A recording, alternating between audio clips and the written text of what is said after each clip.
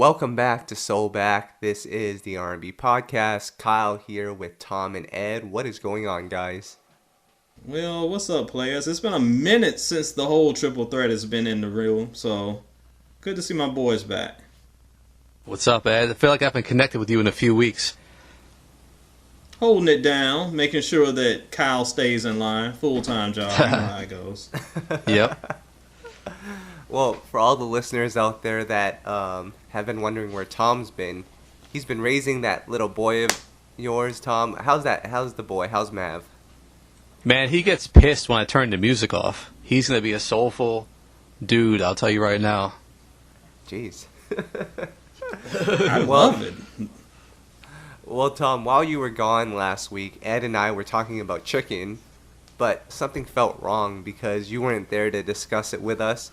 But good news, we threw you under the bus and we laughed at the way you ate your chicken. So it's time for you to defend yourself when it comes to these chicken wings, because apparently Oh my God. like how it's displayed in option A of the picture, where you just take a bite of it and you chuck it away. Can you confirm this? Listen, you don't want to, if you're at a family function, you can't be getting barbecue sauce all up on your face. You got to be polite about how you eat your food. So you don't want to be digging in there to get the little pieces in between the bone. You just got to take a nice couple bites on the outer portion and throw it away.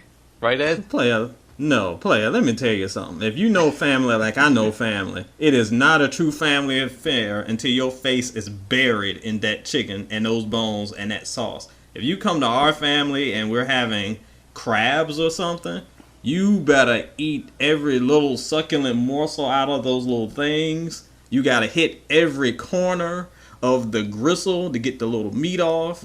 If you got potato salad, you got to scrape the plate.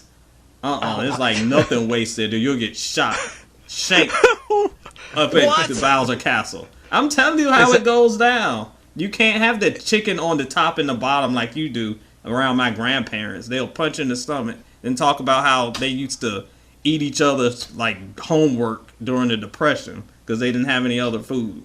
So no, they'll throw the guilt trip on you. I don't even know what to say after all that. Wow. All right. Kyle, can I make an observation, though? I was listening to some of these podcasts, right? And sometimes, you brought my son, I hear him crying in the background, like faintly.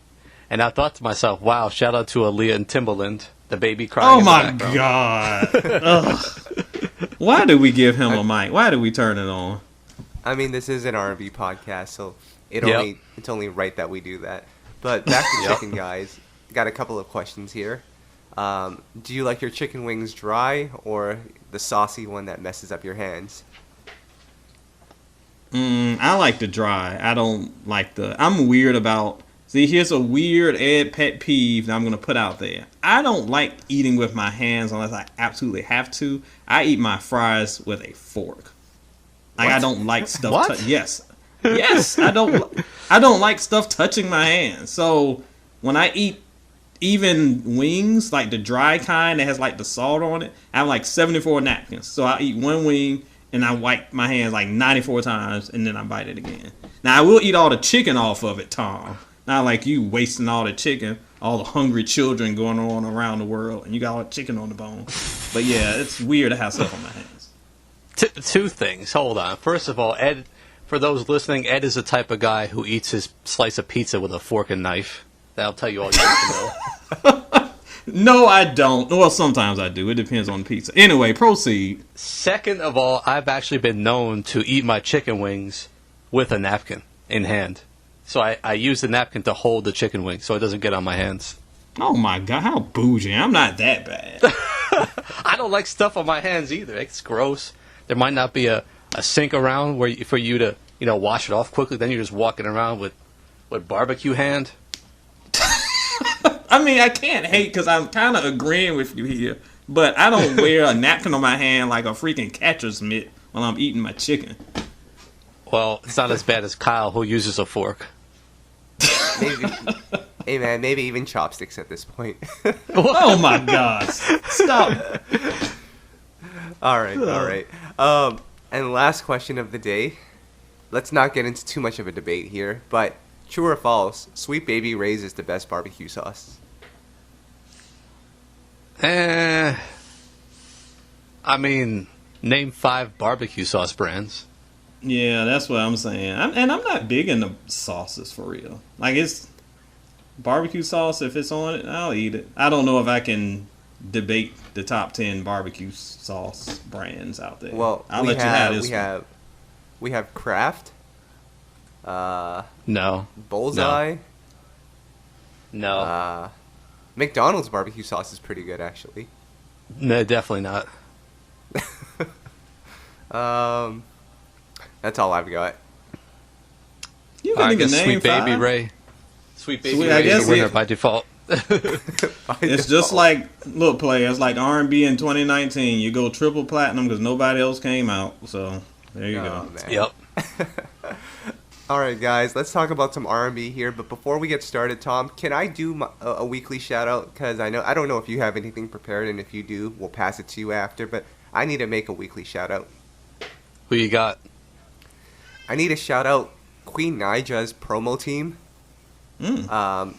I think her fans run this promo page on Instagram, and they somehow found us and posted the clip of Ed and I talking about Queen Naja last week, and we got a lot of love on that. So I want to continue that love with these Queen Naja stands. So shout out to the Queen Naja stands. Oh my gosh, we calm down with the sucking up. But as we said last week, I am a fan of her, so looking forward to see what she does moving forward. I think there's a lot of potential there. Yep. So Tom, what else? Do you have anyone in mind? I'll get my list up and I'll shout them out later on in the episode. You always catch me off guard, man. All right. Well, let's get into some music here. We didn't really have a lot that came out this week, but I do want to bring up a record that I think we may have talked about a little bit when it came out, but now that I've gotten a chance to digest it, that new Mary J. Blige song with Nas, Thriving. You guys have heard that one, right? Because I've tried liking it, and I still don't like it. And my boy Camper produced it, but something about it doesn't feel good to me.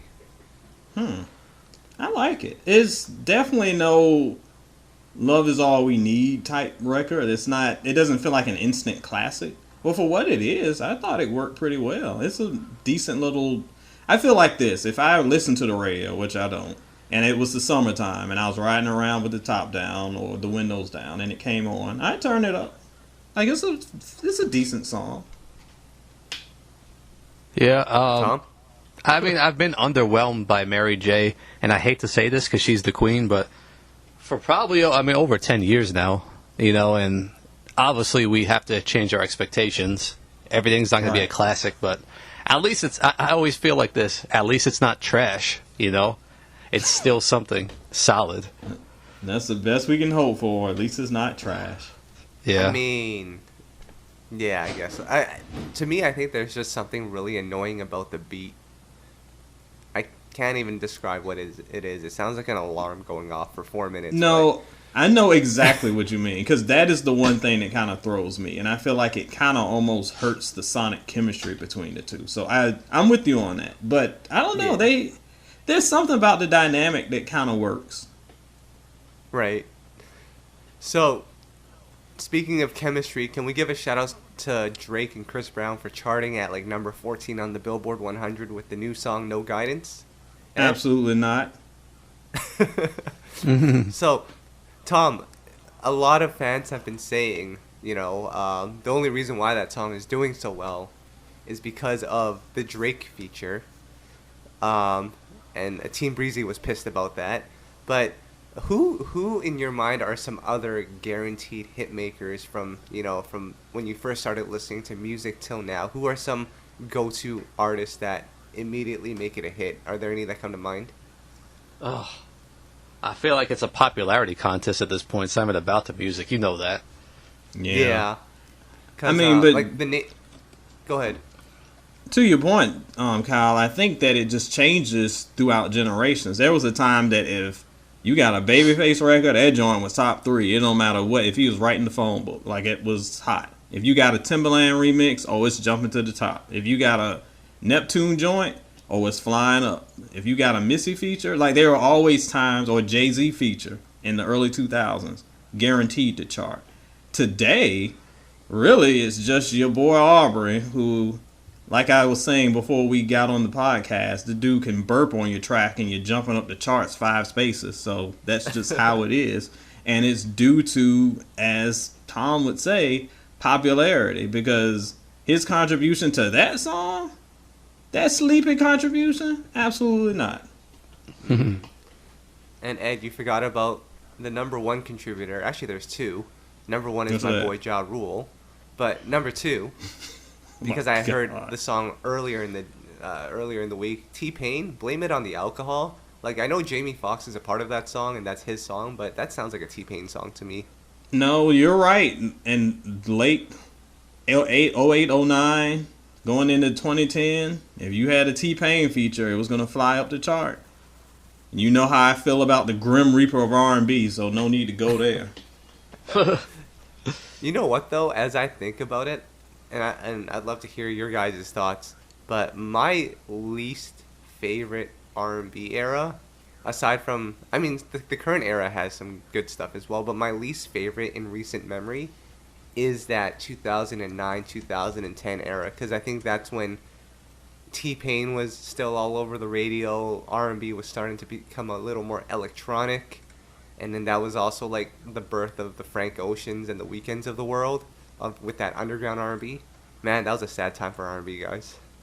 No, I agree. And although, as I said before, I do kind of defend The Weeknd and Frank Ocean in some spots. I think they got worse later on, but that's another conversation.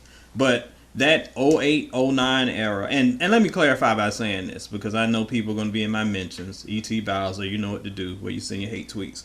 But we aren't saying that there was nothing good in that era, because in every era of R&B, there has been quality music.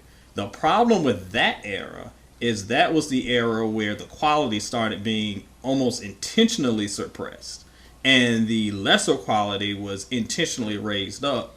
And then the line between R&B and hip-hop got so murky that rap songs were being categorized as R&B and vice versa, and then everybody's auto-tuning, so you got Puffy fake singing on a song, and then this is an R&B song, and things just got so weird and bad. So I agree with you. 08, those early 2010s were some rough times, and we're just now starting to kind of get out of that and get some legit artistry on the charts.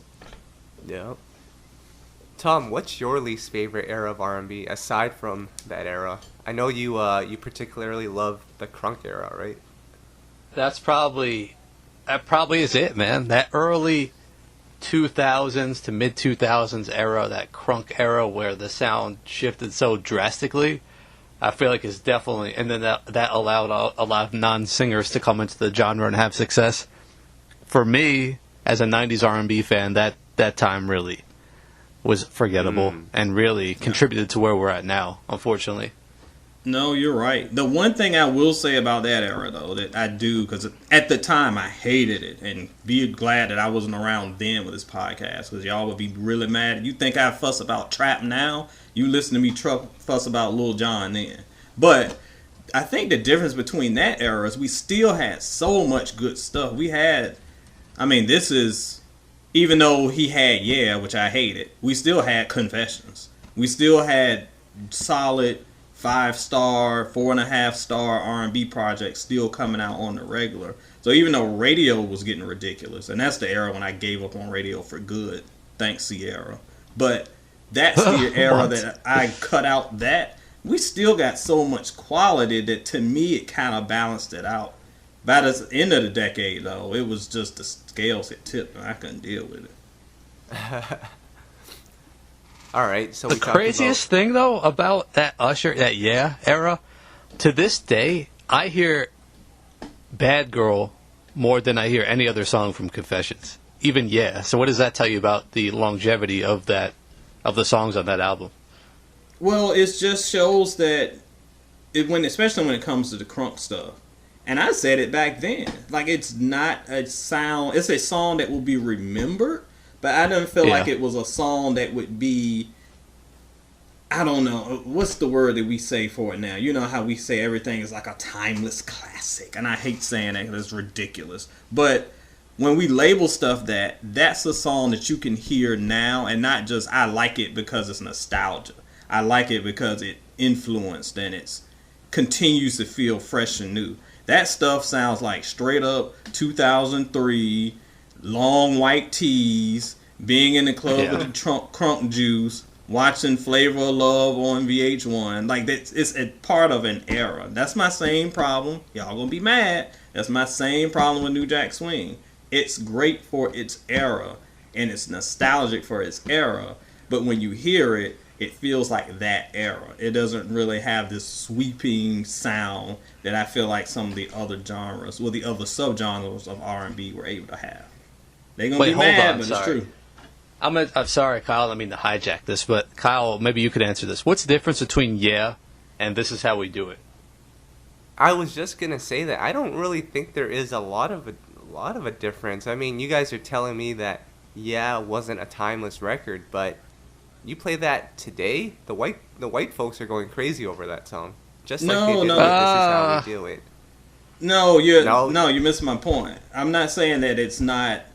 Yeah, it's a very influential record, probably Usher's biggest. If you play it, people will go crazy but my point that I'm saying is that the sound, I'm talking about the sound is a moment in time in the era. When you hear "Yeah," "Goodies," all that stuff sounds exactly the same, which I had a problem with then. But the sound sounds like the era. I'm not saying that you can't throw on "Goodies" and people go crazy for Lord knows whatever reason. But the sound is rooted in nostalgia. If someone made a song that sounded with a "Goodies" beat today, you're going to say, oh, that sounds like "Goodies." Oh, that sounds like 2003. Like, it's not going to be something that is a totality or evolution of R&B. But This Is How We Do It, to me, is a little different, because This Is How We Do It is just a little bit more hip-hoppy anyway. I guess, but if you played that on the radio today, people would automatically say it's 1995. What, This Is How We Do It? Yeah. Yeah. No, I'm talking about the sound, not necessarily the song. I don't know. That sounds like a song that came from 1995. My question was, like, not the sound. It was like, how come, "Yeah," you're considering gimmicky for the moment, but how come "This Is How We Do It" is considered timeless? So you're saying... Oh, go ahead, I think Kyle. they fall under the same spectrum, really.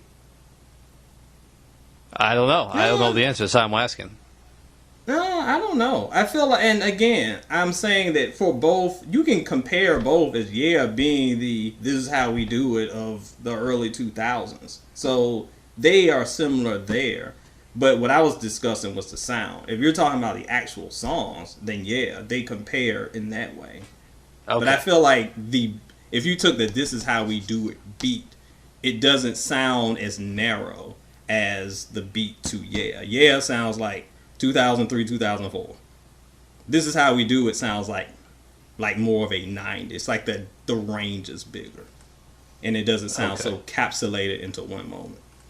But I'm splitting hairs. I guess.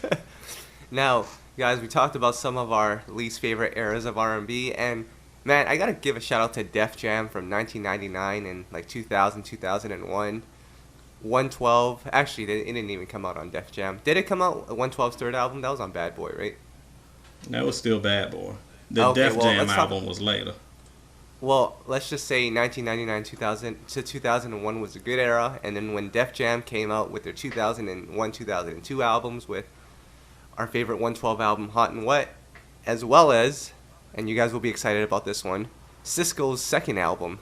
That was that was not a good album.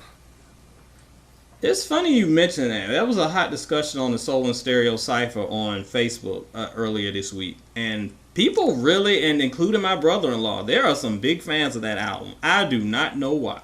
Because if I ever do a list of albums, the most disappointing albums after their like great debut albums, like the worst sophomore albums, that Sisqo album is right up there. And this is coming from a big Sisqo fan who ranked his debut 5 stars. That second album is not good. It's so rushed. But I don't know if I would blame Def Jam for that. I think that was more on him. Because we Tom, had what's some the decent worst? stuff in the 2001 era. It wasn't until the mid 2000s that things got kind of iffy. I know. Def Jam did put out Ashanti's debut around that era, Oh, so I can't hate on no. them too much. I walked into that one. Tom, can we talk about Sisqo's second album? Because didn't you call it like the worst album you've ever heard? I hate to say something that strongly, that negatively, but it's something I could never play again. It's probably up there with another album that we talk about often as being an album we can't listen to. I don't want to say, since we just recently had these people on our podcast. So we'll keep it moving. Oh my gosh. You got to tell me off air who that is, because I can't even think. You know who that is. It's recent. Well, Ed, I'll let you know. The album was nowhere near close to perfect. Oh my gosh. Talk about snitching and blowing up your spot. All right, let's move on. Can I get my shout outs? Yes, save the podcast, please. First shout out, a big fan of ours who's always active on our Facebook page, SG Snow. She's been down with the site for a while. Wanted to give her a quick shout out. My other shout out is to, and I really thought of this guy, Kyle, when you posted that Quavo thing that he's making an R&B album. I want to give a shout out to the Hamburglar. Who? The Hamburglar. Like the McDonald's dude? Yep. Yes. You don't know who this is? Yep. And you want to know why? Look it up right now, Kyle, on Google. Why? Because that's what I feel like people are doing to R&B. They're coming in acting like they love it, but they're just stealing from it. They're just robbing away, taking our nourishment and stealing it for themselves. So, the Hamburglar, shout out to you.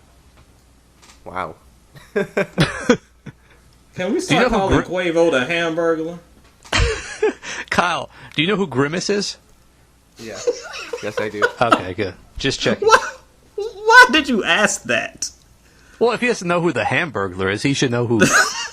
he wouldn't know who Grimace is either, I thought. No, I know. I just, when you said the Hamburglar, I thought you meant someone on Facebook, and I'm like, who? No. That's what we're calling Soul Child these days? That's not Soul Child's alter ego. Okay. Oh my god. Player. Although, the Hamburglar kind of looks like the Pied Piper. Circa 2001. Ed? Well, he loves hanging out with little kids too, so. Oh boy. Keep it moving. And once R. Kelly got out of jail, he went straight to McDonald's, so he knows what's up. Look, player, there might be something here. Oh my goodness. Can we move on? Ed, do you have any shout outs you want to make from the Cypher?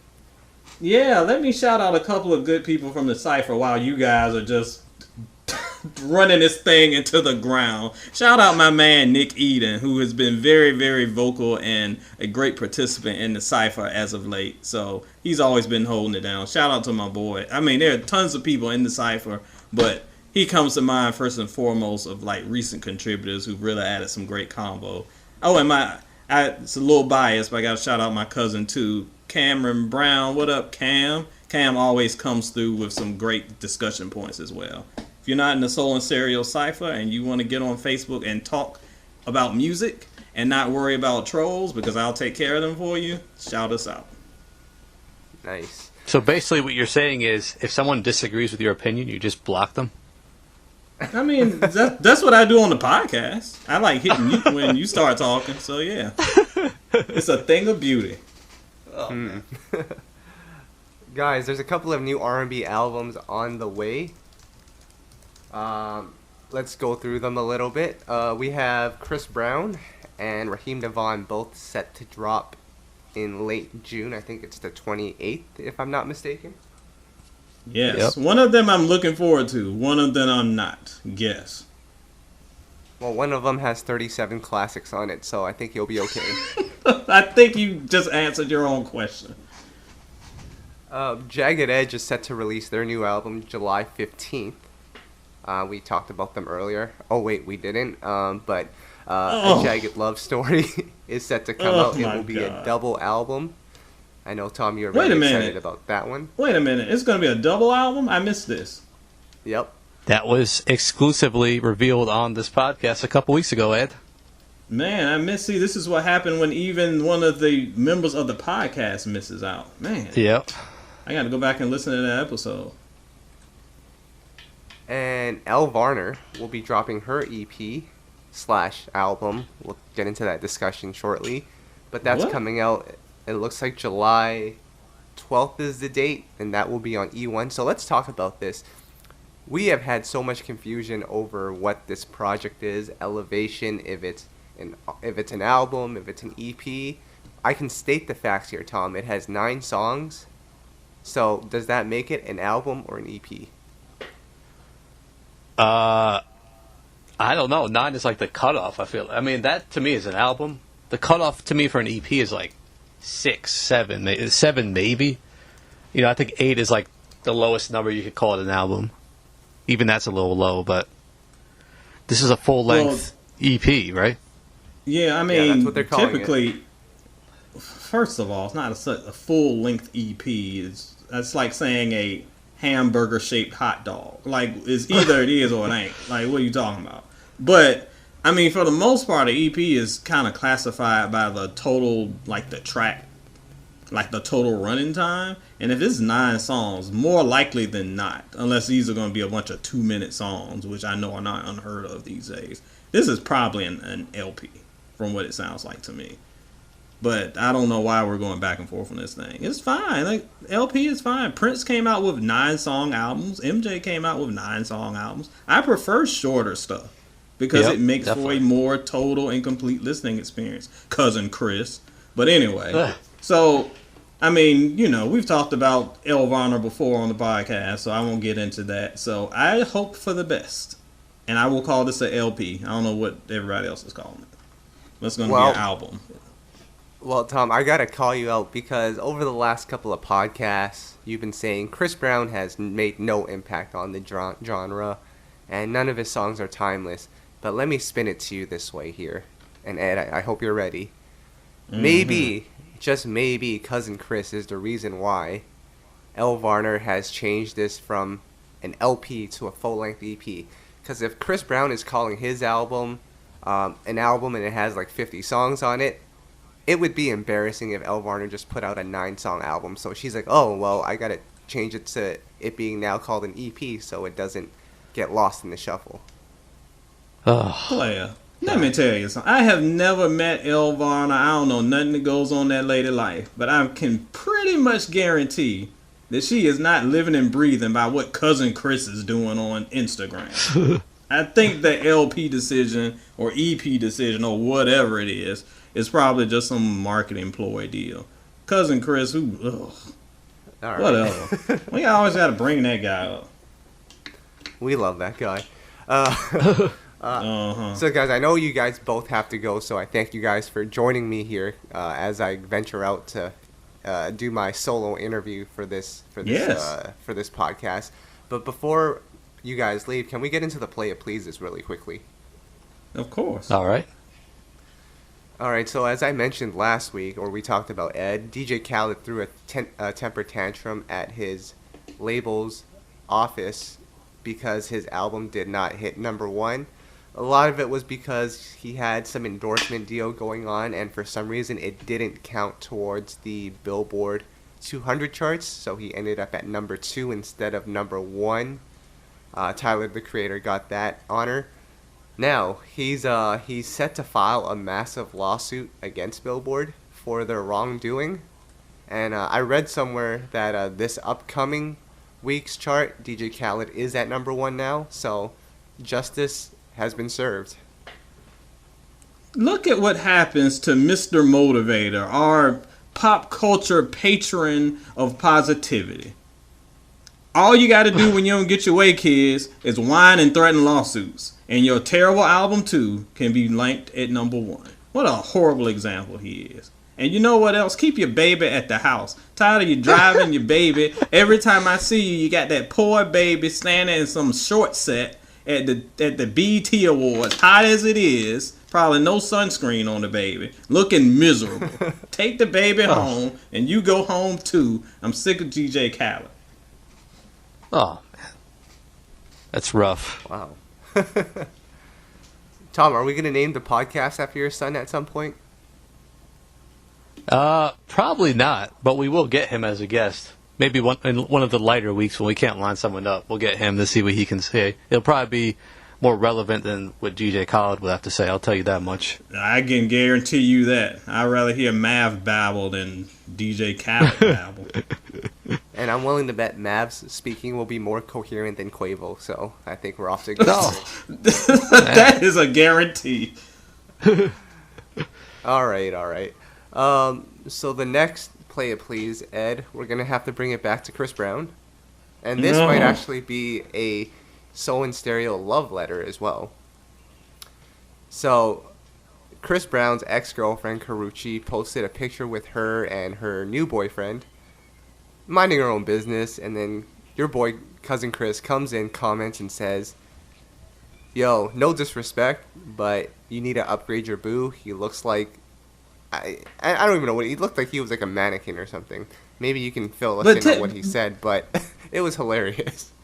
First of all, I saw this raggedy post from this raggedy human being, and you downplayed this message. Because first of all, there were like 3 messages where he says, basically, "Karrueche, you fine, but your man ugly." And it takes 3 posts to talk about how ugly he is. And then at the end, it's like, LOL, just playing. He said that he looks like a mannequin. Do you know how he spelled mannequin? MANIKIN. Oh my god. What? That's a maniki. Like, what is that? This human being, how many times, ladies, in this era of women empowerment, how many times are you going to defend this dude? And I'm not even talking about the beating of Rihanna. Whatever. We're not talking about that. Because we're going to move beyond that. Because I know people getting their feelings like, y'all won't get over it and she got over it. Whatever. I'm not talking about the past. I'm talking about every week, Kyle brings up some foolishness that this man is doing. Objectifying the woman that he couldn't keep in the first place. Imagine if, ladies, if your ex, you post a picture of you and your man, and your ex is on the comments trolling your man. You would be upset. So why is it different because this dude came out with an album you liked 10 years ago? How is this different than the same? It's the same thing we fuss about with the R. Kelly stuff. Where people say, I don't see how y'all let him go on this long doing all these terrible things. It's the same way y'all let Chris Brown go along doing these terrible things. Because you like his little wax songs. So just admit it. Like, don't make excuses. Just say, I really liked Run It. Because when I went to high school, that was my song. I would admit that than pretending that this dude is not out here embarrassing himself and women on a weekly basis. I ain't making it up. Go listen to the podcast. Every week, Kyle's got some crazy note from Cousin Chris and his shenanigans. I'm waiting for them to come defend this one. Oh, man, so good news. I'm just I'm looking on the internets right now, and Chris Brown actually did make a statement regarding this after the fact. Tom, you'll be excited about this one. He claimed he was hacked. Oh, really? And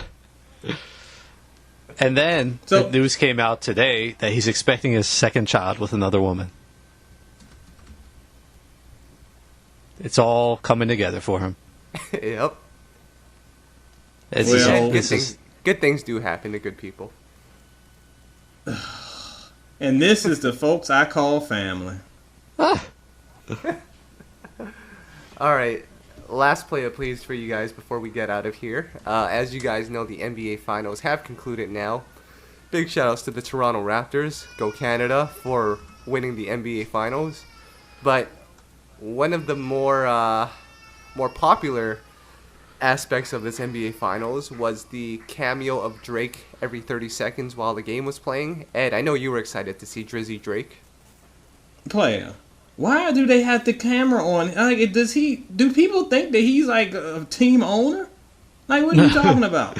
This is what I said, and I said this on social media. You remember when we were in school, and we used to have group projects, and there would be like 4 or 5 people in the group, and there was always one person in that group who did not come to one meeting, did not contribute one idea, did not do anything. You would call him, he wouldn't show up, he would not be in the library, he didn't do nothing. But the day of the project, he come bouncing into class, be the one to do all the talking, and then when you get this A, he's like, yeah, look at the A we got. The dude who did the most talking and the least amount of work, Audrey Drake. Aubrey is terrible. Kyle, your countryman, is terrible. But Tom, wasn't it a brilliant release strategy by him? He pretty much said if the Raptors win, he'll drop 2 new songs. And they did win, so he's dropped 2 new songs. Yeah, sure. Drop them anyway. What does that have to do with anything? Yeah. And Ed, what is the verdict? Are they good? No. Did you just start listening to Drake? No. I mean, it's... All right. Here's the thing with Drake, and I don't want to get too deep into rap, but the problem I have with Drake is kind of comparable to the problem I have with some newer R&B artists. And coincidentally, Drake has this problem when he does his quote-unquote R&B. There was a time in hip-hop and R&B where songs were connected with emotion. I mean, and sometimes it was crazy emotion. DMX sounded like a lunatic, but he made you feel his songs. When I was listening to that Drake song this morning, it just sounds like he's just reading lyrics from a sheet of paper. And I know that's what he's literally doing because that's what everybody does. But the artistry is to put the emotion in it. So you feel in every syllable and you're hanging off every bar and just, and the cadence going up and down and flowing. But if you're just reading, hey, I'm the best thing that ever did something, and I am from Canada, and hey, I got a whole lot of money, and I had a baby, and I hid the baby from the world. Like, if you just do that, you're just reading. And the beat's hot, so no one pays attention because the beat hot. But there's no emotion in anything. And that's what I feel like is hurting both rap and R&B right now. Y'all got some great beats, but you got zero energy. Fair enough. Tom, before we get out of here, do you know the difference between the baby and little baby? I know dem babies. What? Are y'all saying words? What? The 2 artists, Ed, Lil Baby and The Baby. Oh, you're talking about the rapper. Yes, I know Da Baby. And I know Lil Baby.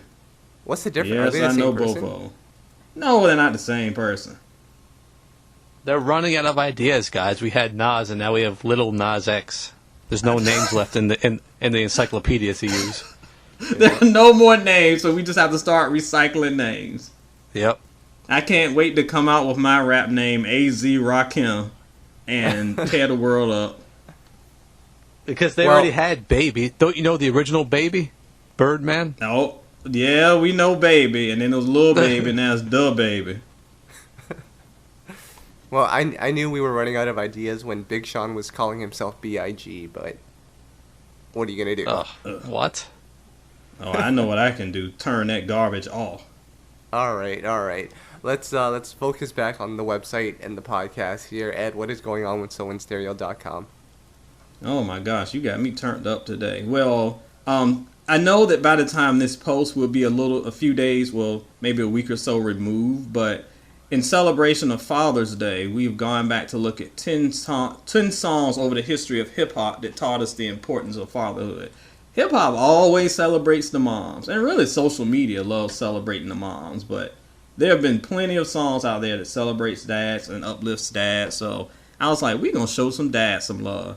And now that we got a new dad in the house on the podcast, I'm sure he can relate. So this is an opportunity to show our dad some love. So check that out if you missed it. It's still on the site, Soul and Stereo. Show some father some love. And again, by the time this drops, we should be having some new album reviews because it's a lot of new stuff coming out on the horizon. Cool. And Tom, what's going on with I Got Soul?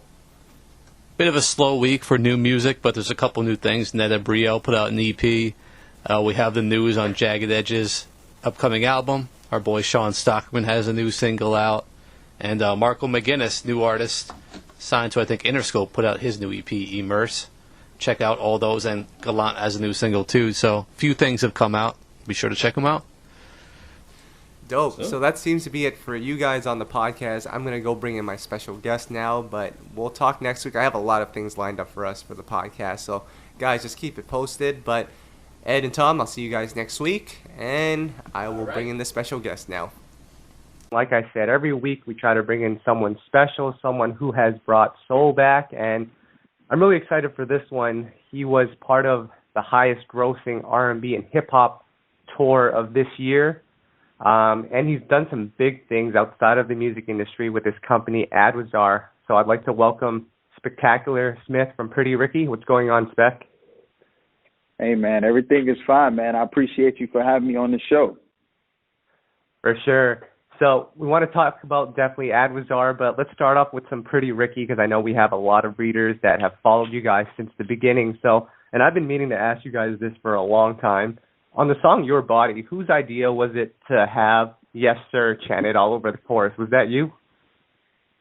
Yeah, I think that I said the Yes Sir one time, and it was like, oh, man, I think that sounds dope. So let's add more Yes Sirs in there. So we just pretty much just kept putting them over and over again in the hook. So as we was making it flow, we just felt like the ending of the hook should have the Yes Sir on the end. So it was a pretty strong record, man. From the first time we created it and finished it up, we knew it was a hit.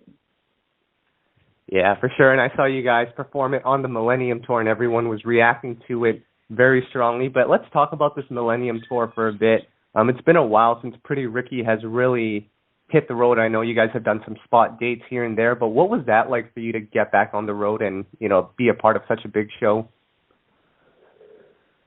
For me, I don't know about the other guys, but for me, it was really nerve-wracking at the beginning because we came up with all new routines, and it was something that we never did before, and I'm a perfectionist when it comes to my craft on stage and things like that. So I just really wanted to make sure I was coming in strong.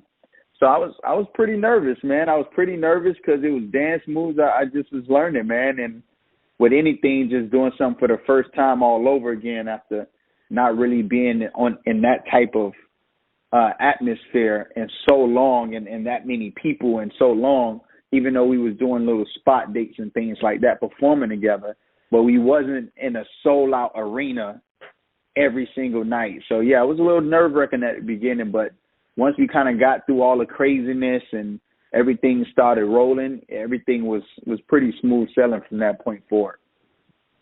Right. And when you guys got the offer to be a part of this tour, because I'll be honest with you, Spec, you know, with our audience, when we had posted about the tour and the dates, people were a little hesitant. Some thought it might be a little too soon for a tour like this. Some felt like, you know, are they ready to really get back on the road because we haven't seen any of these guys in a while? We weren't even sure how successful it would be, but obviously, case in point, it did very well. So what were your expectations going into that tour?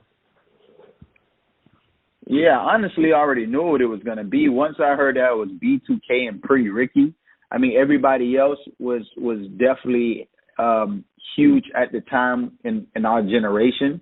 But I know for sure B2K and Pretty Ricky never shared the stage together. And I know how huge those guys was back in the day. And I know how big we were back in the day. So I feel like both of us together on one stage, I just felt like it was going to be pandemonium regardless.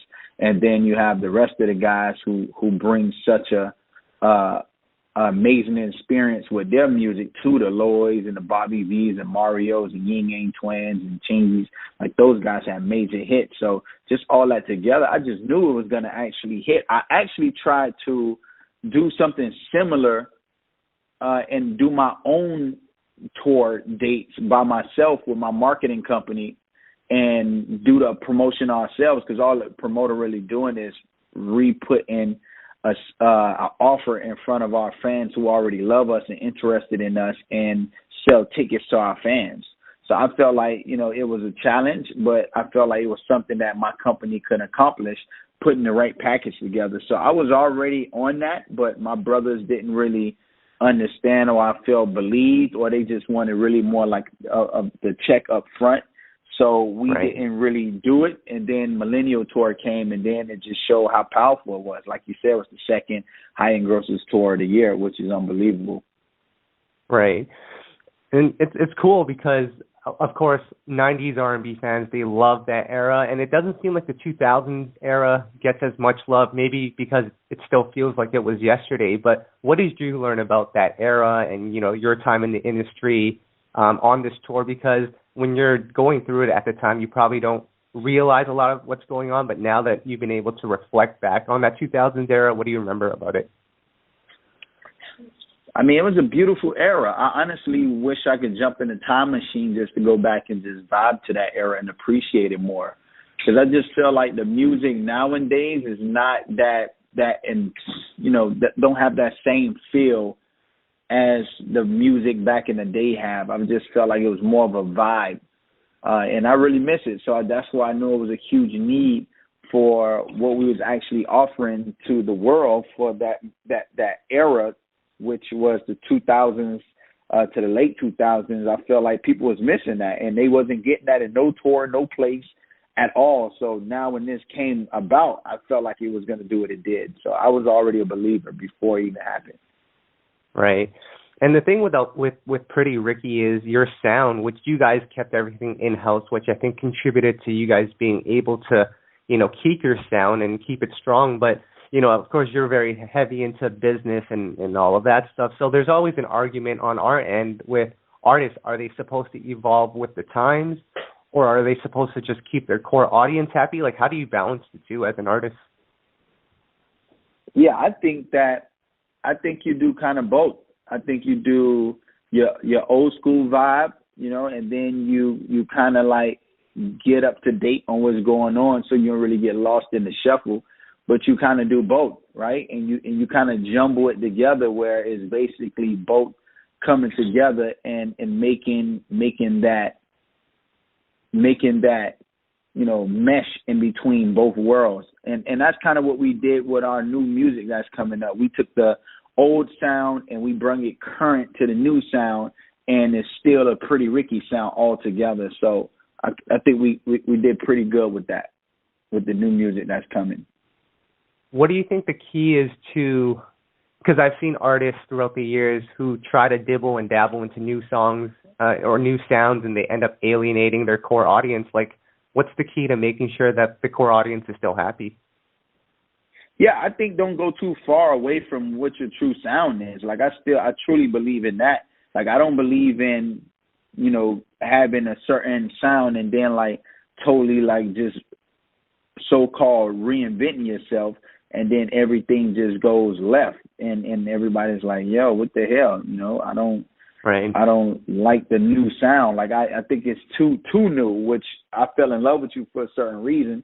So I think that keeping that same vibe, but just switching it up, right? It might be newer beats, but the same texture, the same tone, like the same everything, but just like a different beat behind it that's current. Like, I don't know. There's a lot of ways to switch it up. There's no true formula for it, but I definitely think staying true to who you are and the sound that made you, because I feel like the people who love it back then is the same people who will love it right now.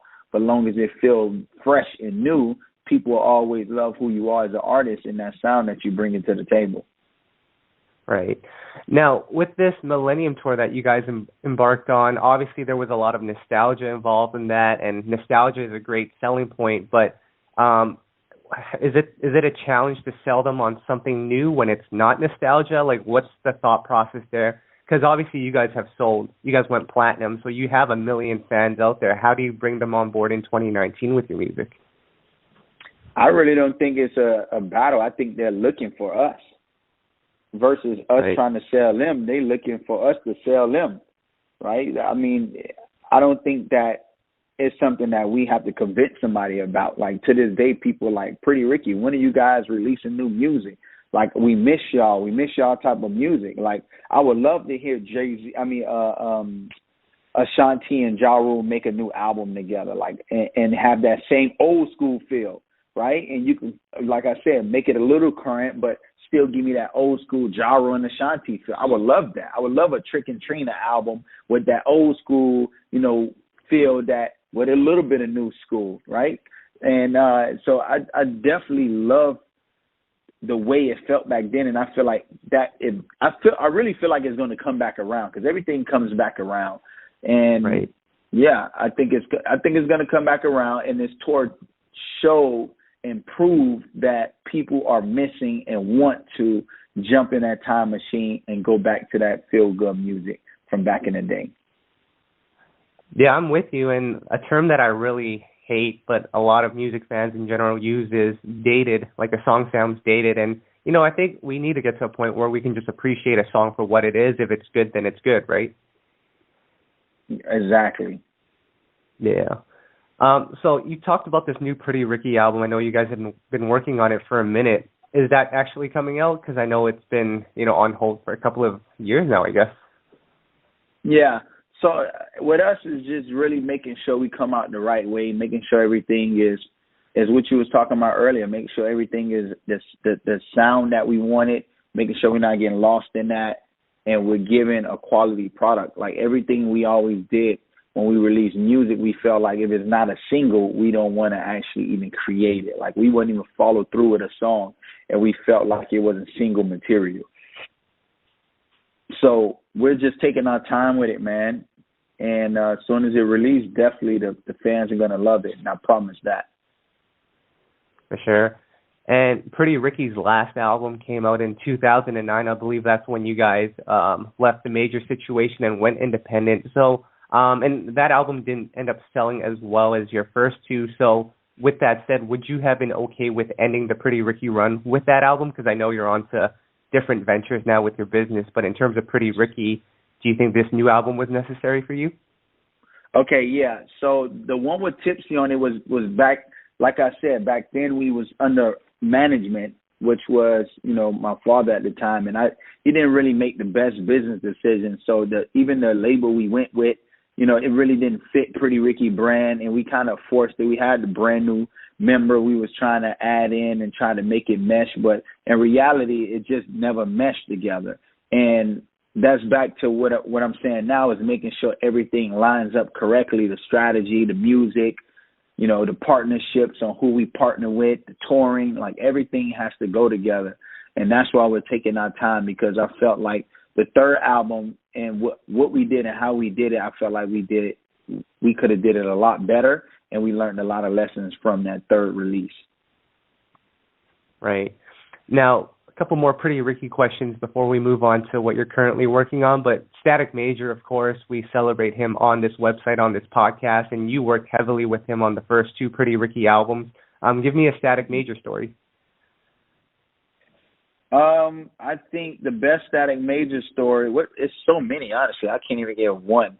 Well, I would just talk about when we first met him. When we first met him, we was like cocky as hell, man. Because we know we wrote all our hits. And the label was actually trying to pair us up with a songwriter. So they gave us one songwriter who was like a guy who wrote all Trey Songz stuff. And we was just like, we ain't feeling that, right? It was just like, nah, we good. We don't want no songwriters. And then they introduced us to Neo, and we was like, we don't. This time Neo wasn't even who he was right now, but he was like, we don't want no songwriters. We'd rather write our own stuff, right? So we didn't go with Neo. And then they put us in there with Static Major. This is a hood guy, he kind of, like, what's this guy with this big old chain on with Louisville on his chain? It's just like, man, whatever, man. You ain't dealing with this guy either, man. I was just like, we just want to make our own songs. So the label call was like, man, you guys need to just try it out, just see how you guys feel about it. It's like, man, we good. Like, we don't want no writer. We don't care about what songs he wrote, blah, blah, blah. So we ended up leaving or something, or he left or something like that. He was like, man, put him back in. So we ended up talking, and then, like, we just started making some bangers, man. We gave it a chance, and we clicked so hard. I mean, we had Banger Out of Your Body. We had Juicy. We had On the Hotline. I mean, when he had to beat the production for On the Hotline, he was like, yo, let me play something for you. Let me play something for you. So, all right, cool. Now, remind you, the second album was completely done. We was finished. And Static came in and was like, let me play something for you. Let me play something for you. So he played the beat.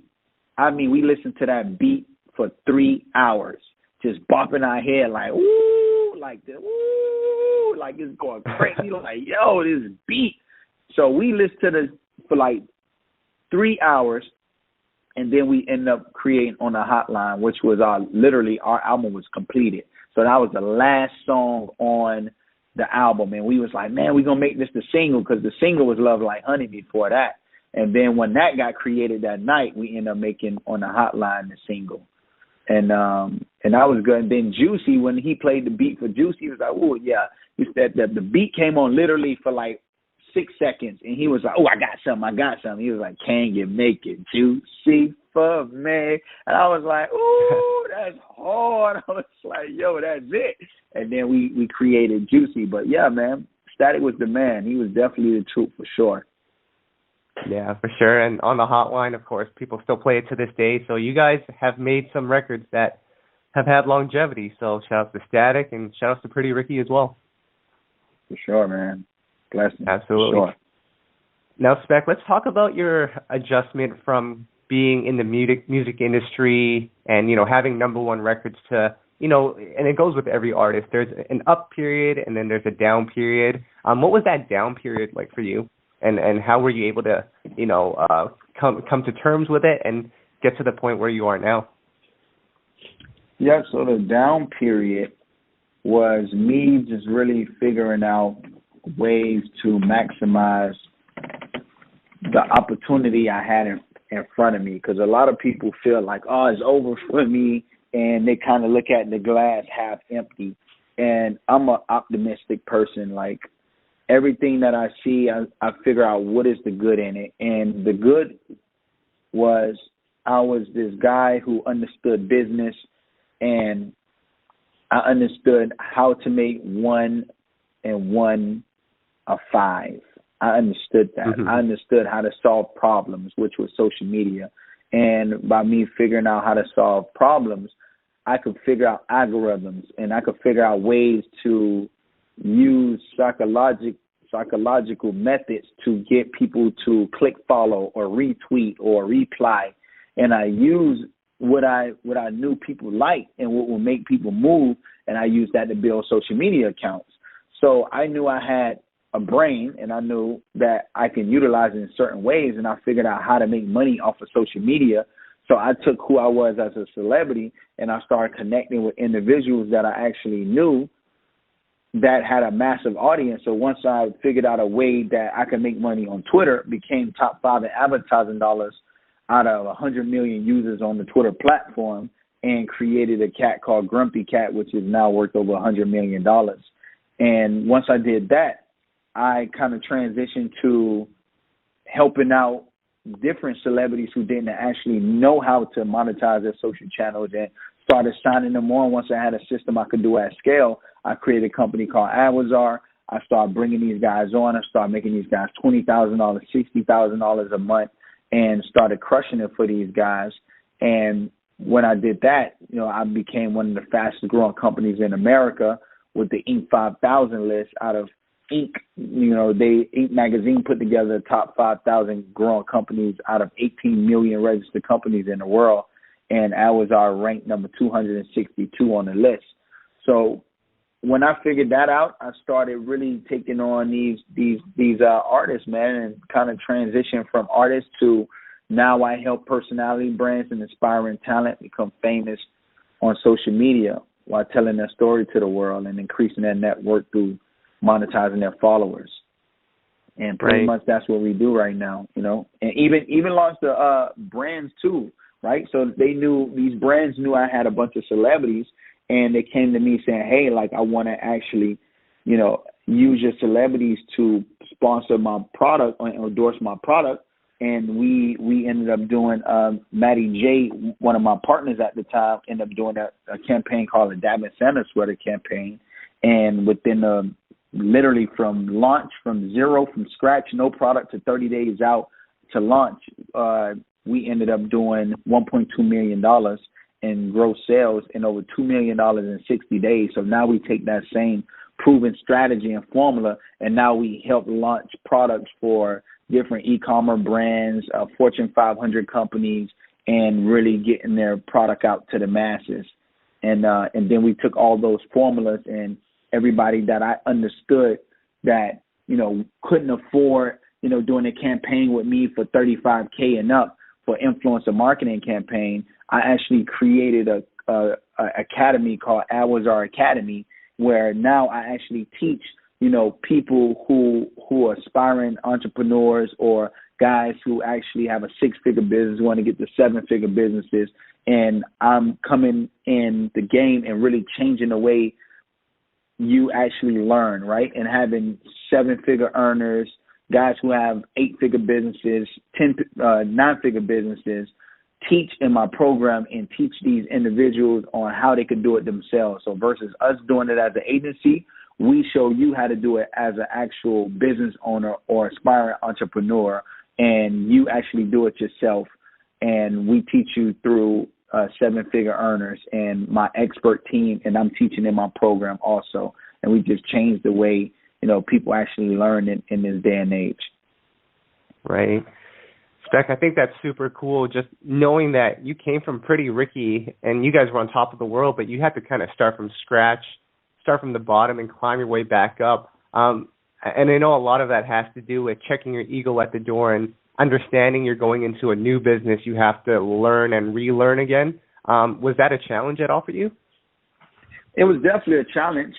It was a challenge because I was growing so fast as a company, and imagine like making $200,000, right? $200,000 by yourself, just like running your own operation, not caring about nobody else, to say, hey, light bulb goes off and say, I should do this for other people also. And then going from $200,000 to $2 million within a year, just because you just added on, let me help other people. And then Facebook changes something, and then 80% of your revenue drops literally overnight. And then you as an entrepreneur have to realize you have all of these employees.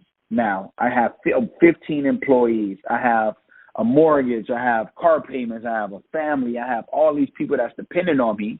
So I decided to just self-learn, right? I didn't go to school for none of this stuff. I just went to Harvard after all the success.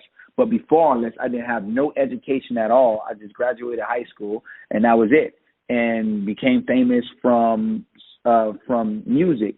But going into business, I didn't have any training in anything. I was talking to Puff, having a meeting with Puff, and he was asking me, he was like, yo, you did all this with no training, no education? I was like, nah. Everything was self-taught. Like I literally went in and took every seminar. I went to every seminar. I went to every conference. I went to bought every program. I got consultants. I got mentors. I did mastermind groups. I joined the organization called EO. I got an operational system called the Entrepreneur Operational System, which I teach in my program. And I had to learn all this stuff. Books. I read over 100 books, and I had to grow as fast. My brain had to grow as fast as my business was growing. And yeah, it was definitely a challenge. Just to answer your question. Right. and with Adwizar, you guys do a lot, deal with making sure that artists understand that their brand has value, and I think that's one of the challenges for consumers and music fans is what they feel like once the artist isn't in the mainstream or on the radio anymore, there's no value to that artist unless it's like a nostalgia tour or something like that. But what you're saying is there's actual value in an artist's brand? There's value in anyone who built a following, no matter who you are. If you built a following and you have a followers that would engage with you, then you can turn that into money. If you really think about what even my company does, what any company does that involves influencers and marketing, these advertisers pay us, right? And then we pay the influencers to promote their product, and they get an ROI on it. That's why I get paid 7 figures and 8 figures in campaigns every time I launch a campaign, because they know that these influencers are going to give them an ROI, which is a return on their investment. So if you as an influencer or celebrity or public figure, whatever you want to call it, was to create your own product and market to your own people, then you are able to see the fruits and the benefits of you taking the time out and growing your audience the way you did, right? And all that hard work you put in growing your audience. Either you're in the studio or you're on tour or you're doing viral videos, whatever you're doing, you're able to take that fan base and use it for your own business, right? Then having all these companies milk you out of your audience, and then you only got paid that one time. If you look at Rihanna, right? Rihanna got her cosmetic line. She's one of the richest females in the world right now. It's not because of music. It's because she took her own audience and she launched her own product and marketed to her audience. That's why she became who she is. Right. Kylie Jenner, she did the same thing. She's not Kylie Jenner, the boss and almost a billionaire because she was just on Instagram all day. She grew this massive. She got attention, right? And once you get the attention, you turn the attention into money and revenue. And that's exactly what she did. She turned her attention into money through a product. And it was her cosmetic line, the same thing, Kylie Cosmetics or whatever she called it. And she turned that into an empire. And that's what these other people are doing for their own brands. But the influencers themselves are not doing it for their brand. So I'm just helping these influencers understand that. I'm launching products for some of these influencers, or I'm helping these companies launch their products through influencers. But most of them, I'm just showing them the value, and then I'm getting the value out of it. So even if I'm launching products and you have 10 products that's doing $1,000 a day off of your audience, then you're making $10,000 a day. You multiply that times 30, you're making $300,000 per month. Right. So that's the game. With that is the game. But I see a lot of people on social media, fake followers. How does that work with Adwizar then if people have fake followers or they're purchasing their followers? Because I see a lot of artists do that to make it seem like they're bigger than they are. How does that work with Adwizar? So we don't believe in fake followers because if they're not engaging, then you just look stupid, right? If you got 1 million followers and you're getting 40 comments, like people are not dumb. The intelligence level is all the way up when it comes to social media. So if you actually have a page and you have a super low engaging audience, one, you look like people don't care about you. Two, people who see through you, you lose credibility because they like, oh, you bought followers, so it just makes you fake. So all that stuff, it makes you lose credibility. So we don't believe in fake followers. Everything with us is about organic growth and figuring out ways to connect you to your right audience so you can turn that into revenue, right? The whole goal is to partner with us.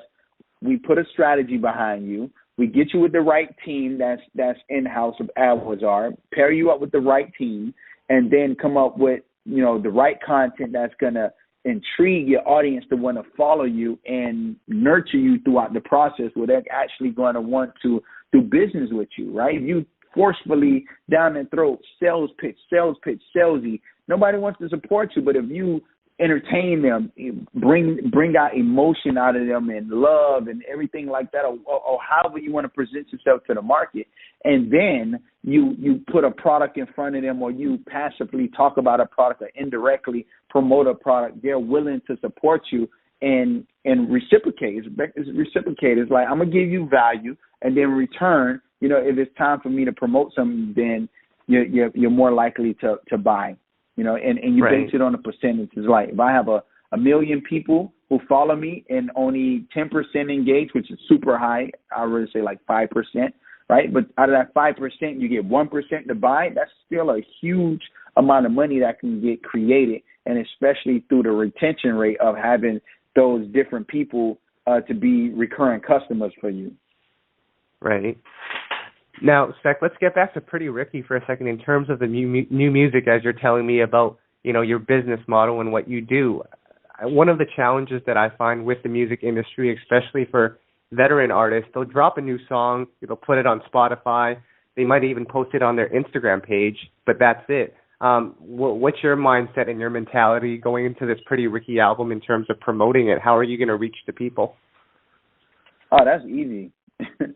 That's easy. Definitely challenges, doing different challenges, getting the kids involved from TikTok to Musical.ly and getting influencers involved, getting the blogs involved, and getting everybody involved that connects with the culture. And once you do that and you have a hit record behind that, is game over. Right. Now, how much of that, because it sounds like you guys have a plan, when we talk to other artists, they don't really necessarily have a plan in place. Is that just due to lack of awareness of what's going on in social media? Or, what do you think contributes to that? I think is understanding business. This is a business, and if you want to execute on anything, you got to have a goal, and you got to have goals and plans and projections in place. So I see it as a business. That's why guys like Diddy and Jay-Z and all these guys are moguls, and that's exactly what my name is going to be compared to once I'm finished with what the hell I'm about to do. And it just so happened that my group is a part of that, right? And the guys in my group are smart as hell too. So where all our powers combined and my know-how of social media marketing and seeing the way things are happening and the space is nothing that I can't do, and there's nothing I can do for my own group because I'm a part of it.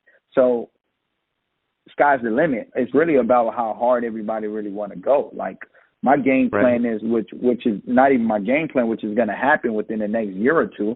We're going to launch our own tour successfully, and we're going to have sold out shows, and we're going to do it our damn self with no promoter. Right. So exactly what's going to happen. Jay-Z gave you the blueprint. Diddy gave you the blueprint.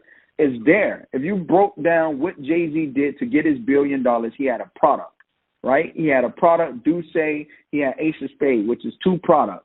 All right, 310 million, 100 million for Duce. Boom. Next thing is you have a streaming service. Streaming service is there. That's a digital product. Simple. Create your digital product. You got it. Now that's residual coming in digitally. Then the next thing he did with his whole touring. He did touring. He partnered up with Live Nation. He figured out the ropes.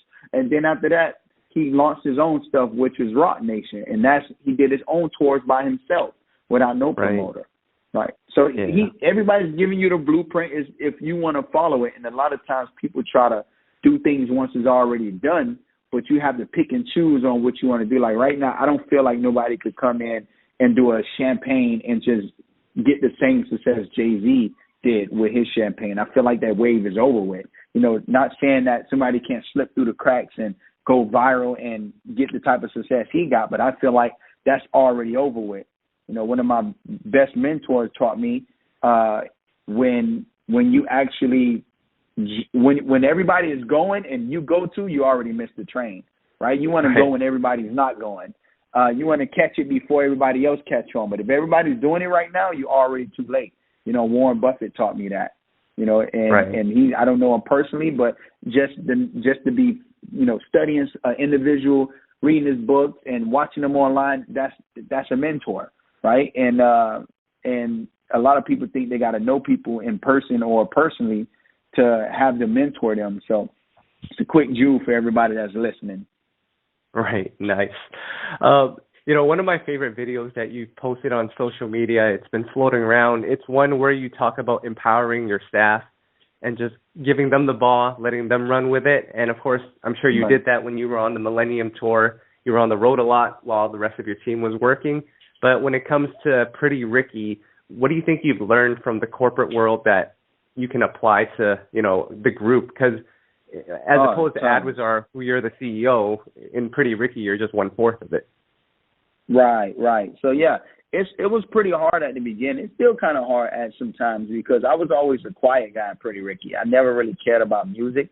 So for me, I just really stood the background, and I really never said nothing at all because I just felt like everything was going to get handled. So now this time around, it's like if I'm putting my energy and effort into it, I know how much I make for an hour of my time, right? If I take how much money I make and I divide it into 24 hours, and each hour is worth a certain amount of money. So I know how much I'm worth, right, per hour. So I know if I'm putting my time and energy into this, it has to equate to my work. Like it has to be worth it. So for me, I try to really come in and structure things the way I know how to structure things and bring what I'm good at to the table because I know about systems. I know about structure. I know about marketing. I know about, a lot of things that we didn't have before as Pretty Ricky because everything was kind of ran a little bootleggish because my father was a street guy and he really didn't have any training on business or things like that. He was a smart hustler. but it was never structured as a real business.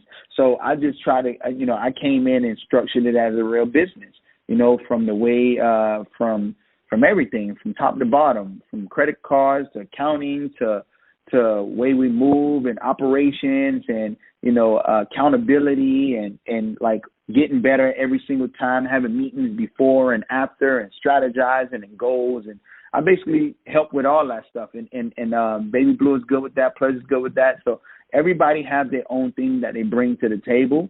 Like Pleasure, he's a really good people person. Through this tour, I learned a lot from each person in the group. Slick, I learned a lot from him. I learned a lot from Pleasure on how to take care of people and networking and partying and like how to party the right way. Like I didn't know it was a strategy to partying, and Pleasure kind of has that figured out on how to throw a party and make sure everybody good and the networking. And like I never really got into that type of stuff, but he taught me that. So if I ever wanted to do that, that's there. And then Baby Blue, he's a real good strategy guy. Like he can figure out, different ways and make you think about different things in different ways and have a different perspective on things. So, and he's real like detailed. So everybody taught me a few things, man. And I think just together as a whole, we make a great team outside of music on the business side. But me coming in and structuring it and putting my team on it to make it run smoother. Right. And Spec, I'll tell you what, one of the most frustrating things for me, and I can't really blame the artists, but a lot of my favorites, they just go on the road now. They just do shows. They don't even bother with the new music because, they feel like, why bother? Who cares? But like for you, you're not only going to be recording new music and hitting the road, but you're doing this while you're making a lot of money with Adwizar. So what's the motivation behind bringing back the crew and bringing back Pretty Ricky? Well, the motivation is back to business. We went to Justin Timberlake tour, and he's making $1.5 million a day. Every single time he hits the stage, he makes $1.5 million. And I know we're not there yet, and I know we can be what he is. So until I get there, I know I'm basically sacrificing until it's that time because I know that time is coming. So it's just going to get bigger and bigger and bigger and bigger because we should be on the road every single year. We should be on tour every single year. That's just what it should be, and I believe that. So I know we have the music, I know we have the fans, and I know we have the business smarts to be a live nation, to be a rock nation. I know we could be that. So I understand that. So as a businessman, I sacrifice up front, and I'm going to make it back on the back end. That's dope. And finally, Spec, last question for you. And I like to ask this to all, guests who join us on the podcast, which is, do you remember the time when you first realized that, your music career wasn't just for fun anymore, that it was an actual career? That was when, really it was up to now. Ever since then, it was just fun because I really never got paid for my music. My father was handling the funds. We put all our money together. He made some bad business decisions and kind of, left me flat broke. So I never really cared about money. I always had my side hustles. Like I was in elementary making, selling $10,000 worth of candy in third grade, right? And I had my middle school story, selling candy. So I always had money. I always had side hustles. I was doing Twitter accounts and things like that and making money off the side. I was top 5 in advertising dollars on the whole Twitter platform, 100 million users. Like, I didn't care about Pretty Ricky money. I never cared about it. I always did it just for fun. My passion was in performing on stage. And when I perform on stage, that's where I get my rush. That's where my love connects at. And my love tank gets filled from that. But other than that, when I got back into the whole situation and I realized that, okay, now my father's no longer handling things, we have to not only replace him, but fix the things that we could have did better when he was running the group and now create that business structure. So long story short, when we got back into this whole thing and after me having a successful business, I kind of understood that, if we're going to do this, let's do it right. Let's make sure we putting the best of the best on the team. Let's make sure we got the best security. Let's make sure we got the best road manager. Let's make sure we got the best manager. Like our manager is Brooke Payne, right? He founded New Edition. You know, he manages SWV. He manages all these huge iconic groups. I felt like he understood groups, so Pleasure brought him to the table, and we hired him as management. I brought Neo road manager to the table, Santos. Santos came to the table, and boom, now we got best of the best. Now we got the best security. So everything has to be top notch, from the stylist to security to road manager to bus drivers to dancers. Like, we have a phenomenal dancers, the best of dancers that mesh with us and our style, our vibe. So once I realized that, I was like, okay, the way I build the team for my company, we need to come and build the same exact type of team for this whole situation, and let's go crazy.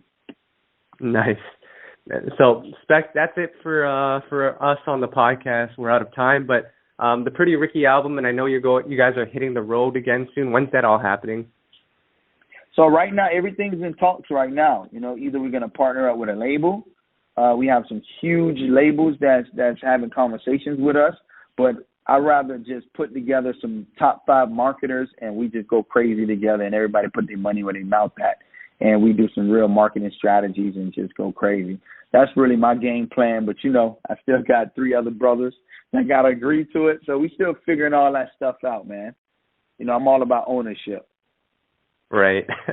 That's definitely a good thing. So, Spec, that's it for this episode of the podcast. I appreciate you for joining us, and we'll always support Pretty Ricky, Spectacular, Adwizar, everything you have going on. So just keep it going. All right, man. For everybody who's listening, if you actually want to listen to my podcast, I have the Spectacular Experience, which is the #1 rated podcast in the Apple Music store. I mean, in the music section on Apple Podcasts. So just check me out, download it, subscribe. I try to drop a podcast every single week and talk about entrepreneurship and interviewing some top-of-the-line people, man. All right, cool, Spec. Best of luck with everything, and take care. All right, peace. Thank you. All right, that was Spectacular on the podcast. I hope you guys enjoyed that. Guys, we'll be back next week with another special guest. We're going to keep it rolling till the end of the year, and maybe even more than that. But I'll see you guys next week, all right? Right? Right? Right? Right? Right? Right? Right? Right?